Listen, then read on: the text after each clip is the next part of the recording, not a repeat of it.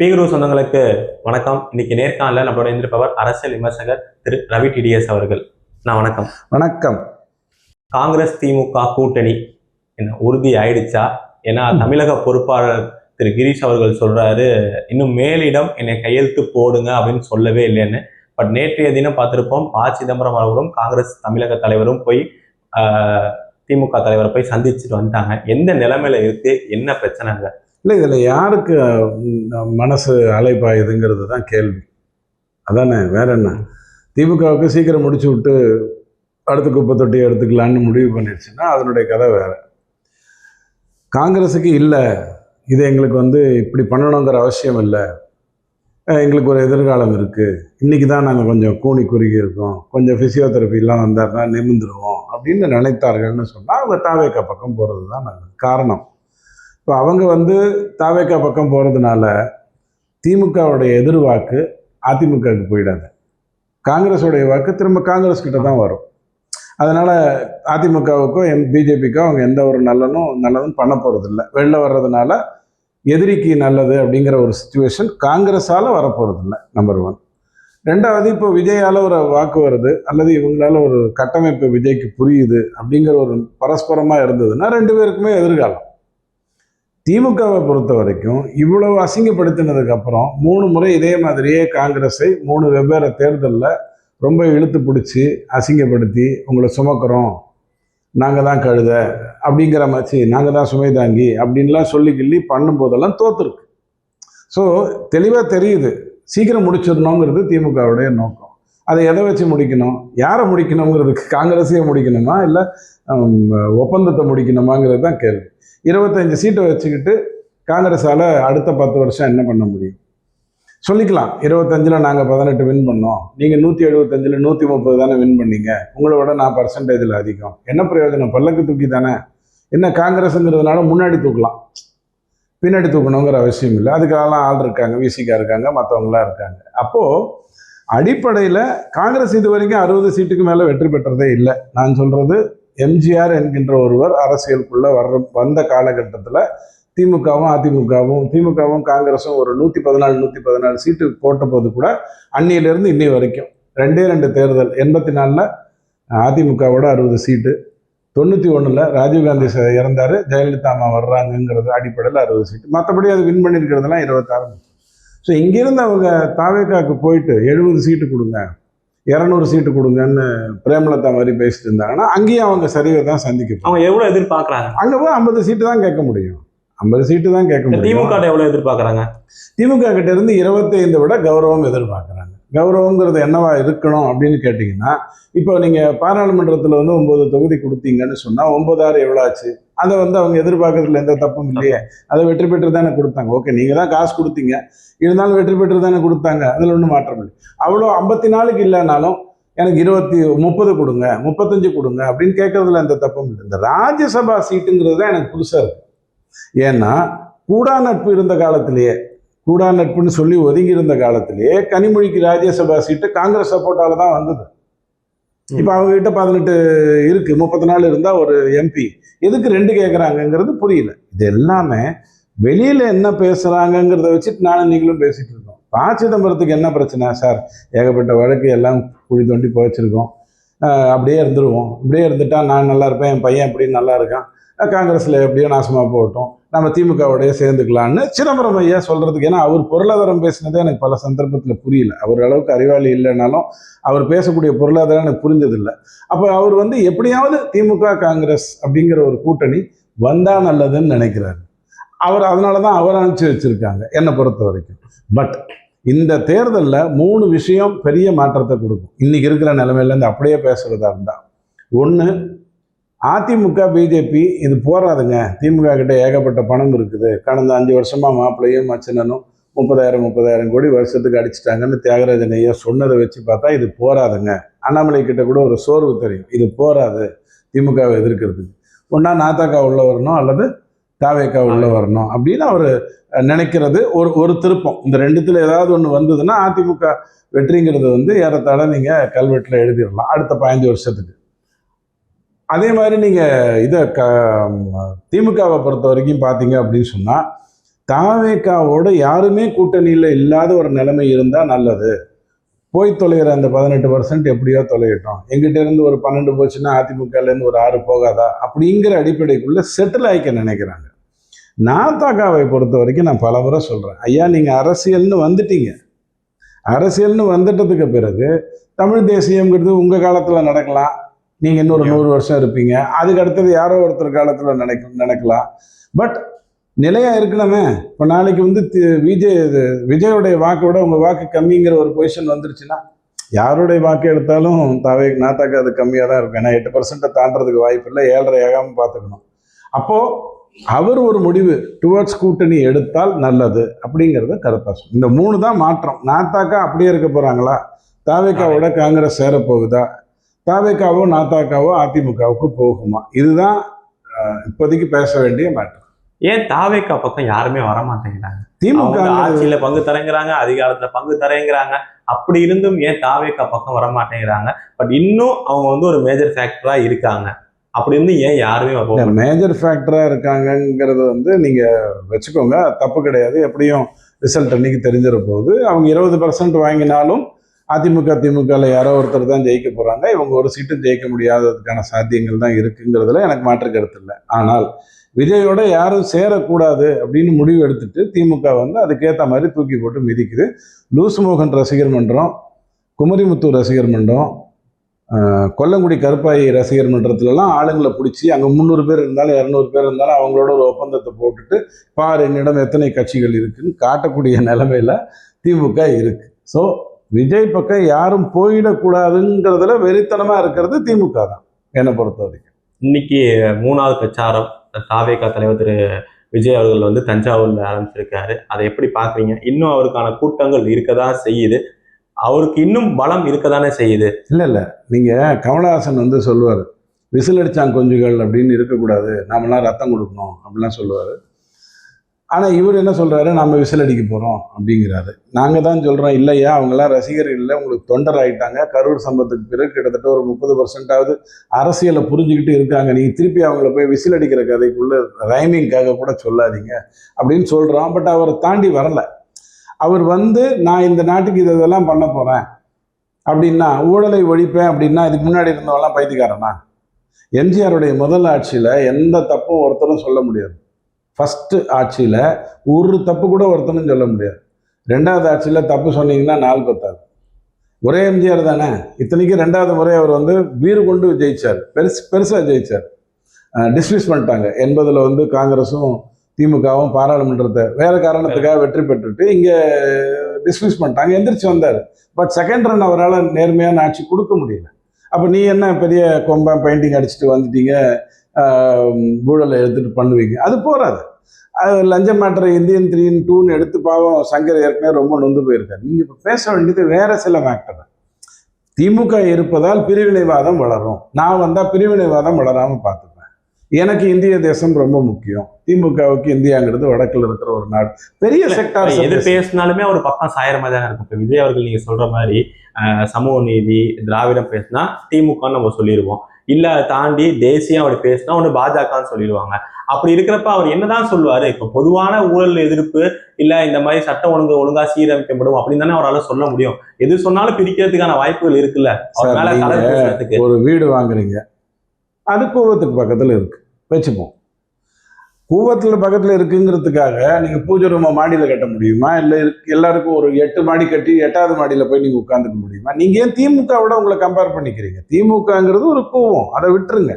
அது இல்லாத அதிமுக இருக்குது, பாஜக இருக்குது, விசிக இருக்குது, எத்தனையோ கட்சிகள் காரணங்களோடு இருக்கத்தானே செய்யுது. அப்போ நீங்கள் அந்த ஃபோக்கஸ் பண்ணித்தானே நீங்கள் வரணும். அரசியல் எதிரி தானே அவன், வேற ஒன்றும் பெரிய விஷயம் இல்லையே. கொள்கை எதிரி உங்களுக்கு எத்தனையோ பேர் இருக்காங்களே. ஃபர்ஸ்ட் உங்கள் கொள்கை என்னன்னு யாருக்கும் தெரியல இருந்தாலும் நீங்கள் எதிரின்ட்டீங்க, அதனால நானும் வச்சுக்கிறேன். அப்போது டுவர்ட்ஸ் தேசியத்துக்கு கொண்டு போகிறேன், டுவர்ட்ஸ் சரித்திர. நீங்கள் வீரமங்கை அவங்களெல்லாம் கூப்பிட்டு வந்துட்டு திமுகவையே நீங்கள் திரும்பி எதிர்த்து பேசிக்கிட்டு இருந்தீங்கன்னா பிரயோஜனம் இல்லை. ஊழல் லஞ்சம் அப்படிங்கிறது வந்து அதற்காக ஆட்சி 3 முறை பறிபோகி இருக்கு தமிழ்நாட்டில், இல்லைன்னு சொல்லலை. ஆனால் 1991 96 ஜெயலலிதா அம்மா தோக்குறாங்க, ஊழலுக்காக தானே தோத்தாங்க. 98 எப்படி அப்படியே தூக்கி எந்திரிச்சு மேலே வந்தாங்க. வேற டிஎம்கே 2011 ஊழலுக்காக தான் தோத்துது, திரும்ப வர்றதுக்கு 21 ஆச்சுல்ல. ஸோ ஊழலுங்கிறது ஒரு ஃபேக்டர், நான் இல்லை அதை பேசிக்கிட்டு இருக்காதீங்க. உங்களுடைய வாழ்வாதாரத்தை நான் எப்படி கொண்டு வருவேன், உலக சூழ்நிலையிலேருந்து இன்னைக்கு நான் எப்படி போவேன், முதலீடுகளை இந்தியாவில் பிற மாநிலங்கள் வாங்குறதுலேருந்து நான் எப்படி கொண்டு வருவேன், பிஎல்ஐயை பயன்படுத்தி நான் எப்படி உங்களுக்கு நல்லது பண்ணுவேன், மத்திய அரசிடம் என்ன பேசி போராடி அந்த ஃபினான்ஸ் கமிஷனில் கொடுத்துருக்குற அந்த 42 50 ஆக்குவதற்கு நான் என்னென்ன பண்ணுவேன், ஒரு 6 மேட்டர் சொல்லியிருக்காங்க. இந்தந்த காரணங்களுக்காக தான் 42 வந்துகிட்டு இருக்கு. அப்போது இதில் நான் என்ன பண்ணிட்டு மேலே வருவேன், அதைத்தானே பேசணும். 1000 ரூபா கொடுக்கறது வேஸ்ட்டு, நீ என்ன பண்ண போகிற? இப்போ நாளைக்கு நீங்கள் வந்துட்ட உடனே இந்த 1000 ரூபாயை நிறுத்த முடியுமா உங்களால்? முடியாது. 2000 கொடுக்காம வேணா இருக்கு, சந்தோஷம். 1000 நிறுத்த முடியாது இல்லை, அதை நீங்கள் அப்படியே தான் காலை சுற்று நீங்கள் நிறுத்த முடியுமா? நிறுத்த முடியாது. ஸோ இதை பற்றி பேசி என்ன பிரயோஜனம்? இலவசங்கள் வேண்டாம்னு தான் பிஜேபியும் சொல்லிட்டு இருந்தது. அத்தியாவசியத்துக்கும் இலவசத்துக்கும் வித்தியாசம் தெரிஞ்சு அது பேசிச்சு. நீங்கள் அப்படி பேச மாட்டேங்கிறீங்களே. உங்கள் முன்னாடி 82 லட்சம் பேர் இருக்காங்க, எங்களுக்கு நல்லா தெரியும். பேப்பரை திருப்பி கொடுத்தா கூட கரெக்டாக பேப்பரை திருப்பிட்டு போட்டு குத்த போகிறாங்க, எங்களுக்கு நல்லா தெரியும். நீங்கள் யார் கூடயாவது வெளிநாட்டுக்கு போயிட்டு தேர்தல் முடிஞ்சு வந்தீங்கன்னா கூட அந்த 82 லட்சம் பேர் உங்களுக்கு தான் வாக்கு போட்டிருப்பாங்க. பயன் அதை தாண்டி எதுவுமே இல்லைங்க. 15% பாருங்க சார், இன்னி வரைக்கும் அவருடைய கடைசியாக 7 படம் ஊற்றிக்குச்சு. பிகிலுக்கு அப்புறம் எந்த படமும் ஓடலை. இருந்தாலும் அவர் ரசிகர்களாகவே இருப்பாங்க, நான் எடுத்துக்கிறேன். நான் எந்த மாற்று கருத்தும் எனக்கு இல்லை. 850 திரையரங்கம், 3 காட்சி, 10 நாள், 300 சீட்டு, இவ்வளவு தானே உங்க ரசிகர் மன்றம். ரசிகர் மன்றம் தாண்டி அவர் கும்பல் இல்லைங்கிறீங்களா? நீங்க சொல்லுங்க. இந்த 10 நாளுக்குள்ளேயே அக்கா அம்மா சித்தப்பா சித்தி எல்லாம் வந்திருப்பாங்க, கூட்டிட்டு வந்தது ஓட்டிட்டு வந்ததெல்லாம் கூட வந்திருக்கும். இவங்களே 2-3 வாட்டி ரிப்பீட் பண்ணியிருப்பாங்க. இருந்தாலும் நான் நியாயமா சொல்றேன், அந்த 10 நாள் உங்களால் தான் வர்றாங்க. எல்லாம் தனித்தனி ஆள் தான். 2வது வாட்டி பார்க்குற லட்சணத்தில் 7 படம் இல்லை, அதனால 2வது வாட்டி பார்க்கவே வரலைங்கிற அடிப்படையிலே சொல்றேன். 82 லட்சம் பேர் தான். அதை வச்சுட்டு என்ன பண்ண போறீங்க? உங்க உறுப்பினர் சொல்றதே 1 கோடி தானே, உறுப்பினர் அட்டைன்னு நீங்க சொல்றதே 1 கோடி தானே. அப்படி இருந்தும் ஏன் தாவேக்காவை பார்த்து அப்புறம் திமுகவோ அரசியல் கட்சி எல்லாரும் பயப்படுறாங்க? அவங்க பக்கம் எல்லாரும் பயப்படல, திமுக மட்டும் பயப்படுறதுக்கு காரணம் என்னன்னா, நான் பல முறை சொல்லியிருக்கேன், உலக அரசியல்ல 3வது அணிங்கிறது எதிர்வாக்குகளைத்தான் பிரித்து வந்திருக்கிறது. 2016 வரைக்கும் தமிழ்நாட்டில் உலக அளவுலையும் அப்படித்தான் பிரிச்சுது. 3வது அணினால 2 எதிர்வாக்கையும் தூக்கிட்டு போகும். இப்படித்தான் நான் படிச்சிருக்கேன். முதல் முறையாக திமுகவுடைய ஆதரவு வாக்குகள், குறிப்பாக அந்த 1000 ரூபாய் கொடுத்தேன் 2000 ரூபாய் கொடுத்தேன் அப்படின்னு சொல்லி இந்த பெண்கள் வாக்கு வச்சிருக்காங்க இல்லையா, அதில் 40+ கண்டிப்பாக விஜய் பக்கம் போகும்னு இன்னைக்கு இல்லை, அவர் கட்சி பேர் அறிவித்த அன்னிலேருந்து நான் சொல்லிட்டு இருக்கேன். ஸோ அதுதான் திமுகவுக்கான பயம். அதிமுகவுக்கு பயப்படுறதுக்கு ஒன்றுமே இல்லை, பிஜேபிக்கு பயப்பட வேண்டிய அவசியமே கிடையாது. அவங்க கூட்டணி எப்படி இருக்கு பாக்குறீங்க? ஏன்னா அவங்க பக்கம் தேமுதிக வருவாங்கன்னு பார்த்தாங்க, தேமுதிக இப்ப திமுக பக்கம் நல்லதா போச்சுங்க. 10 தொகுதி தேமுதிக கொடுத்து கஷ்டப்பட்டு ஜெயிக்கிறதுக்கு பதிலாக இப்ப திமுக பக்கம் போனதுனால ரொம்ப ஈஸியா ஜெயிச்சிடலாம். ரொம்ப சிம்பிள். ஐயுஎம்எல்ல திமுக என்ன பண்ணுச்சு? ஆட் வேல்யூன்னு ஒண்ணு இருக்குல்ல. ஆமா, நான் வேணாம் சொல்லலையே. அப்ப இன்னும் பாஜகக்கோ அந்த என்டிஏ கூட்டணிக்கு இன்னும் ஒரு முழுசான கூட்டணியே அமையாம தானே இருக்கு. இப்போ ராஜ்யசபா சீட்டு யாருக்கு கொடுக்க போறாங்க? தேமுதிக ஒரு சீட்டு கொடுத்துருக்கேன். என்னுடைய விஜயகாந்தின் ரசிகன், ரஜினிகாந்துக்காக ரத்தத்தை கொடுத்தவன், அவனை தான் நான் ராஜ்யசபா சீட்டில் கொண்டு வர போகிறேன். என் சதீஷ்க்கு ஏகப்பட்ட சொத்து இருக்குது, என் பையனுக்கு திரைப்படங்கள் எல்லாம் வெள்ளி விழாக்களில் ஓடிட்டு இருக்குது அப்படின்ட்டு அந்த ராஜ்யசபா சீட்டை கூட உங்களுக்குள்ளே தான் நீங்கள் வச்சுக்கிறீங்க. உங்களை பார்த்துட்டு எங்கேருந்து உங்ககிட்ட இருந்து ஆளுங்களெல்லாம் ஏற்கனவே எடுத்துட்டாங்க. இது முண்டங்கள் எல்லாம், தட் இஸ் உடம்பெல்லாம் ஏற்கனவே திமுக பக்கம் போயிடுச்சு. தலையை எடுத்து வைக்க வேண்டிய வேலையை மட்டும்தான். அதே ஆட்கள் தான். நீங்கள் புதுசாக ஒன்றும் ஆட் வேல்யூ பண்ண போகிறது இல்லை. பண்ணியிருந்தீங்க அப்படின்னு சொன்னால், போன வாட்டி உங்கள் பையன் ஒரு 4000 வாக்கு வித்தியாசத்தில் தோத்தார் இல்லையா, அந்த 6 தொகுதிகளில் 3 தொகுதிகள், 6 வராது, 3 தொகுதிகள் வேணால் உங்களால் திமுகவுக்கு வரலாம். பட் பிரயோஜனம் என்ன? ஸோ நான் எதையுமே நெகேட் பண்ண மாட்டேன், ட்ரிவலைஸ் பண்ண மாட்டேன், அதாவது ரொம்ப சாதாரணமாக தூக்கி எறிய மாட்டேன். பட் இதெல்லாம் ஒரு பிரயோஜனமும் கிடையாது. இல்ல, ஒவ்வொரு சின்ன கட்சியும் தேர்தலில் முக்கியம் இல்லை. ஐயோ, நீங்க இப்படிதான் தசை திருப்புறீங்க. பெரிய கட்சி தேமுதிக அங்க போயிடுச்சுங்கிறீங்க, நான் எதையாவது சொன்னா சின்ன கட்சிங்கிறீங்க. சின்ன கட்சினா தேமுதிக விட்டுருங்க. இப்ப ஒரு ஸ்ரீதர் வாண்டியார் சின்னம் வச்சிருக்கிற ஒரே ஒரு கட்சி தேமுதிக, அதை வேணா சொல்றேன். இப்ப ஸ்ரீதர் வாண்டியார் இருக்காரு, அவர் தமிழ்நாட்டு அளவுல பரப்புல ஓட்டு இருக்கோ இல்லையா, ஒரு பகுதியில அவருக்கான வாய்ஸ் இருக்கு. அப்ப அதிமுக இருக்கட்டும் திமுக இருக்கட்டும், அந்த தொகுதியில நம்ம ஓட்டு பிரிக்க கூடாதுன்னு அவர் கூட்டணியில வச்சுப்பாங்க. அப்படின்னா சொல்லக்கூடிய அந்த நபரால தான் ஜெயலலிதா அம்மா அன்னைக்கு ஒரு தேர்தலில் தோத்து போனாங்க.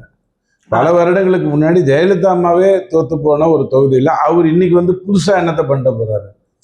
தமிழ்நாட்டு வாக்காளர்களை ஒரு விஷயத்துல நம்புங்க, தொங்கு சட்டமன்றம் தொங்கு பாராளுமன்றம் கொடுக்க மாட்டான். என்ன குழப்பம் இருந்தாலும் 2:1 தெள்ள தெளிவாக கொடுப்பான். ஓட்டு யாருக்கு போடணுங்கிறது நீங்கள் என்ன நினைக்கிறீங்களோ அந்த மாதிரி அவங்களும் நினச்சி வச்சுருக்காங்க. 21% தான் திமுகவுடைய வாக்கா இந்த தேர்தலில் வந்து நிற்க போகுது. என்டிஏக்கு 40 வந்தால் 38 ஏற்கனவே இருக்குது. 2024 வாங்கின 20 + 18 அவங்கக்கிட்ட இருக்குது. இன்னும் 1-2 சேர்ந்துருக்கு. அதனால 38 எப்படியுமே இருக்குது. அதில் எந்த மாற்று கருத்தும் இல்லை. இன்னும் சொல்லட்டுமா, 2024ங்கிறது பாராளுமன்ற தேர்தல், இது சட்டசபை தேர்தல். 19ல் 18%, 21 33%, 24ல் 38%. அப்போ அதுக்கு மேலே தானே இருக்க முடியும் 26ங்கிறது. நம்ம ராஜராஜ சோழன் எவ்வளோ பணம் கொடுத்துருந்தாலும் ஒரு அம்மா அழகாக சொல்லிச்சு, 5000 ரூபா கொடுத்தீங்க, நான் போய் கோவிலில் போய் கும்பிட்டுட்டு வரலான்னு பார்த்தா 3000 ரூபாய் உருவிட்டான். என்ன கூட்டம் நிறையா இருக்கா, உடனே இந்த பக்கம் போய் அந்த பக்கம் போய் மீதி 1500 ரூபாயை மட்டும் எடுத்துக்கிட்டு நான் வந்தேன். டாஸ்மாகுக்கு போன நிலைமையும் அதே கதை தான், அந்த 5000 வச்சுக்கிட்டு. ஆனால் எனக்கு ஸ்டாலின் ஐயா ஒன்று சொன்னார், எனக்கு ரொம்ப பிரமிப்பாக இருந்தது. 5000 நான் போட்டேன், ராத்திரி சர்ஜிக்கல் ஸ்ட்ரைக் ஆமாங்க. அவன் நாட்டுக்கு சர்ஜிக்கல் ஸ்ட்ரைக் பண்ணுறான், இவர் பணம் போட்டது சர்ஜிக்கல். வாழ்க்கையில் முதல்ல அக்கௌண்ட்டில் போடுறாரு, எல்லாம் கேஷாக தான் கொடுப்பாரு, அவன் அமுத்திக்கிறதுக்காக. இந்த வாட்டி அக்கௌண்ட்டில் போட்டார். அதுக்கு ஒரு மாதம் முன்னாடியே திண்டுக்கல் பெரியசாமி பொங்கலுக்கு அப்புறம் ஒரு இனிப்பான செய்தி வரும்னு ஆல்ரெடி சொல்லிட்டார். ஸோ தெரிஞ்சுதான் ஏதோ நடந்திருக்கு. இந்த பணத்தை எல்லாரும் போய் எடுக்கிறாங்கல்ல, அது எதுக்குன்னு கேட்டால், நரேந்திர மோடி நீதிமன்றத்துக்கு போய் இந்த பணத்தை எடுக்க முடியாமல் தடுத்துருவாராமா. அதனால தான் எல்லா பார்ட்டிகளும் வயதானவர்களும் அன்பார்ந்த தமிழர்களும் ஓடி போய் அந்த 5000 எடுத்துட்டு வந்தாங்க. இப்படி ஒரு விஷயத்த முதலமைச்சர் சொல்றார், எனக்கு சிரிப்பு தான் வந்தது. ஆன்லைன் இறுதியான கேள்வியா, இப்போ இவங்களுக்கு எக்ஸ்ட்ரா கூட்டணி ஆட் ஆனாலும் இவங்க 21 தான். இங்கே தேசிய ஜனநாயக கூட்டணிக்கு 40 உறுதியாக சொல்றீங்களா?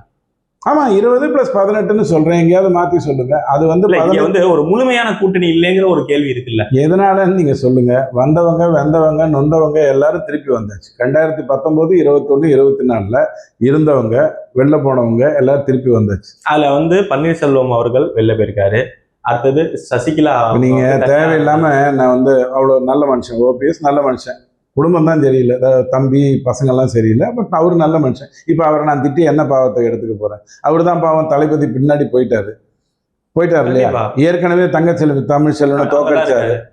ஏற்கனவே அதிமுகவில் இருக்கிறவங்களாம் பயங்கரமாக தோக்கடிச்சு ஒரு செமையாக வின் பண்ணார். இப்போ போய் திமுகவில் உட்காரு. என்ன ஆகும்? அதனால் சதவிகிதம் என்ன வரும்? ஒரு தொகுதியில் மாற்றம் வருமா? இவரால் தேனியிலேயோ அல்லது ராமநாதபுரத்துலேயோ வெற்றி பெற்றிருந்திருக்க முடியாதா இவர்கிட்ட இருந்தால்? ஒரு உதாரணத்துக்கு சொல்கிறேன், தேமுதிக எத்தனையோ சீட்டு கொடுத்தாங்க அதிமுக. அந்த பையன் நிற்கிற சீட்டில் மட்டும் நெருக்கமாக கொண்டு வந்தாங்களா இல்லையா? ஏன் மற்ற இடத்துலாம் விட்டுரு, அது சும்மா வாங்கினேன் காசுக்காக, இந்த தொகுதியில் என் பையனை எப்படியா ஜெயிக்க பண்ணாங்களா இல்லையா? பாமகவை எடுத்துக்கோங்க, எல்லா தொகுதியிலையும் கஷ்டப்பட்டு உழைச்சாங்க, ஆனால் தோற்று போயிட்டாங்க. சௌமியா மேடம் இருந்தது மட்டும் ரொம்ப நெருக்கமாக வந்தாங்க. அப்போது ஓபிஎஸ்க்கு தமிழ்நாடு பூரா நிறைய பேர் இருந்தாலும் ஒரே ஒரு பஸ்ஸு தானே, அதுவும் பெண்களாக இருந்தால் இலவசம். கூட்டு வந்திருந்தாருன்னா அதே நயனார் நாகேந்திரன் வாங்கின 3,27,000 ரூபாய்க்கே திருப்பி இவர் வாங்கணுங்கிற அவசியம் இருக்கா? 24 அதிகமாக இருந்திருக்குமா இல்லையா? ஸோ அவர் ஏன் போய் பாவம் திட்டிக்கிட்டு, அவர் தான் கரெக்டாக போய் உட்காந்துட்டார்ல. ஆர்.எம். வீரப்பன் உட்காந்த இடத்துல, செந்தில் பாலாஜி உட்காந்த இடத்துல அவரும் போய் பாவம் உட்காந்துட்டாரு. இவங்களாலலாம் ஓட்டு பாதிப்புங்கிறது வராதுங்க. நான் பலமுறை சொல்கிறேன், இப்போ செங்கோட்டையன் விஜய் கிட்ட போனதுனால ஒரு வித்தியாசமும் இருக்காது. விஜய் சந்திக்கக்கூடிய 1.25 ஆட்கள் ஒரு நாளைக்கு அவர் சந்திக்கிறாருன்னு நினைக்கிறேன். அதில் ஒருத்தராக செங்கோட்டையன் வாரத்தில் 2 நாள் சந்திக்கிறதுக்கு வாய்ப்பு. அது கூட ஸ்கிரீன்லாம் போட்டிருப்பாங்களான்னு தெரியல. ஸ்ட்ரைட்டாக சந்திக்கிறாரா இல்லை ஏதாவது வீடியோ கான்ஃபரன்சிங்லாம் சந்திக்கிறாரான்னு தெரியும். இவ்வளவு தான். என்ன மாற்றத்தை கொடுத்துட முடியும்? ஆர்.எம். வீரப்பன் 96ல் திமுகவுக்கு வந்துட்டார், பாட்சா படத்துக்கு அப்புறம் வந்துட்டார். 96ல் பெரிய வெற்றி. 98ல் என்னாச்சு? அப்போ ஆர்.எம். வீரப்பன் ஐயா கூப்பிட்டு வந்த வார்டுக்கெலாம் என்ன ஆகிப்போச்சு? ஆஸ்திரேலியா ஓடி போயிட்டாங்களா? தனி மனிதனால என்றைக்குமே ஒன்றுமே பண்ண முடியாது. யாராக